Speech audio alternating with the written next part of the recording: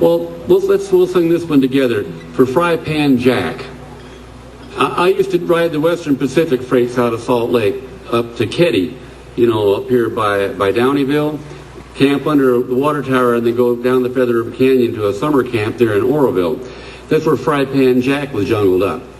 Frypan Jack started tramping in 1927. I mean, he was old, and he was good at the trains.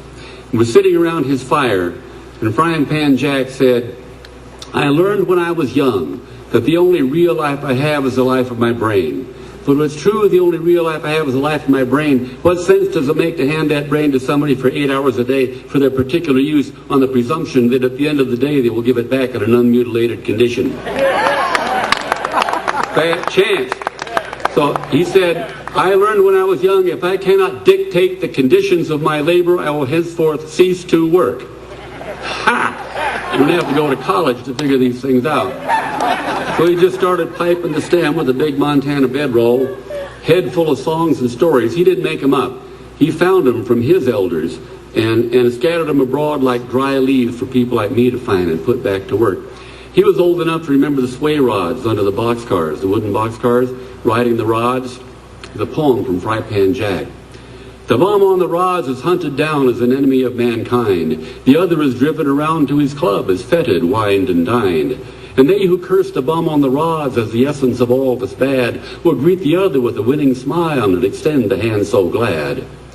The bum on the rods is the social flea who gets an occasional bite. The bum on the plush is a social leech, blood-sucking day and night. The bum on the rods is the load so light that his weight we scarcely feel, but it takes the labor of dozens of folks to furnish the other a meal. As long as we sanction the bum on the plush, the other will always be there. We rid ourselves of the bum on the plush, and the other will disappear.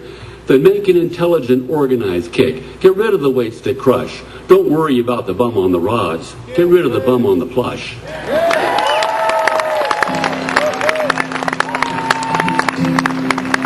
Oh, why don't you work like other folks do? How can I get a job when you're holding down two? Hallelujah, I'm a bum. Hallelujah, bum again.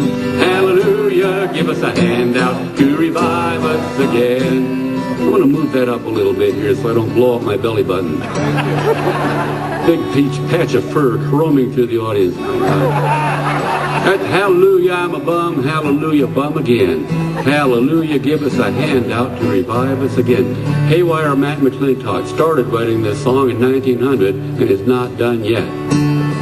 Hallelujah, I'm a bum. Hallelujah, bum again.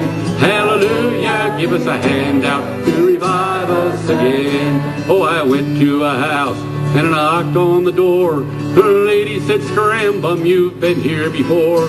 Hallelujah, I'm a bum. Hallelujah, bum again. Hallelujah, give us a handout to revive us again. Yeah, I went to that house and I asked for some bread. The lady said, "Scram, bum, the baker is dead." Hallelujah, I'm a bum. Hallelujah, bum again. Hallelujah, give us a handout to revive us again.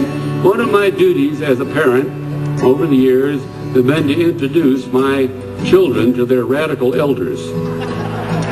And I'd always want my daughter Morgan, when she was an early teen, to get to know that Idaho Blackie that I mentioned earlier, that old wobbly organizer.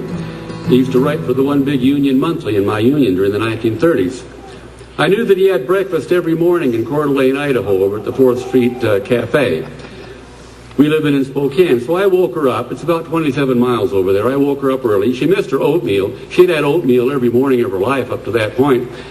It's that hard ball of carbohydrate down in your middle, radiating warmth and energy for 12 solid hours. Eat your gruel, damn it, it's good for you. Yeah. Well, we drove over to the 4th Street Cafe, and sure enough, Blackie was there reading the paper.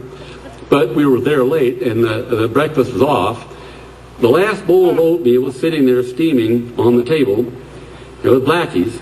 I offered that old man a $5 bill so my daughter could have her morning oatmeal. He would not acknowledge my presence. My daughter is not to be treated in no cavalier fashion like that. No, sir. She is aggressive in all the good ways. She sat down opposite him reading the paper, and she picked up a spoon and reached under that paper and started skimming off that oatmeal, throwing it down. wouldn't pay any attention to her. Finally, she reached under the paper, took the placemat by the corners and eased that oatmeal out, started spooning it down, got down toward the bottom, there's a big old cockroach. Well, it just revolted her, and she threw everything back up on the bowl. And Blackie put down the paper and said, "Oh, you saw it too."